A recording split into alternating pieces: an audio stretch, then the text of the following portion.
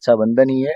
और मैं आपसे ये जानना चाहता हूँ कि आप दर्शक को कृपया बताएंगे कि ये पवित्र त्योहार के पीछे इसका इतिहास क्या रहा इतिहास। सबसे पहले तो ये हम लोग का सौभाग्य है कि हम लोग भारतवर्ष में रहते हैं और भारत का एक अपना अलग ही और बहुत ही विशाल सनातन इतिहास रहा है निशान जी।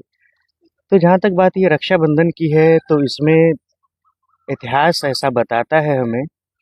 सबसे पहले इसकी अगर शुरुआत हुई है तो वो भगवान विष्णु और माता पार्वती से लेकर के सबसे पहले उन्होंने रक्षाबंधन को मनाया। फिर इंद्र और इंद्राणी की बात आती है जहाँ पे इंद्राणी इंद्र को बांधती है। फिर उसके बाद आ जाए तो द्वापर में एक सबसे अच्छा कथा आती है भगवान कृष्ण की, जब वो प्रथम पूज्य के लिए आगे बढ़ते हैं।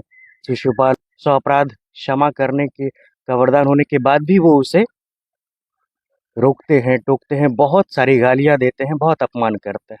है। उस वक्त जो भगवान कृष्ण क्रोधित होकर के अपने सुदर्शन से उसका गला काटते हैं, अच्छा। तो कहीं ना कहीं वो अपने रिश्तेदारों का ही वध करते हैं। तो उसमें भगवान कृष्ण की उंगली कट जाती है सुदर्शन से। तो माता द्रौपदी तुरंत अपने साड़ी का पल्लू फाड़ करके उनको बांधती है।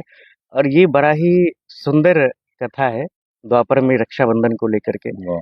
फिर आप धीरे धीरे आ जाए हमारे इस कलयुग में, तो यहाँ एक कथा जो काफी प्रचलित है वो है कि रानी कर्णावती के पति राणा सांगा जब मृत्यु को प्राप्त हुए तो संपूर्ण राज्य इन्हें ही संभालना पड़ा था। और उस वक्त जब गुजरात के शासक उस वक्त के बहादुर शाह जफर ने जब इस पर आक्रमण किया तो ये पूरी तरह से घिर चुकी थी। तो अपनी मदद के लिए इन्होंने हुमायूं को कुछ नहीं एक खत लिखा था और साड़ी का कुछ पल्लू फाड़ करके उसमें भेजा था उपहार के स्वरूप में।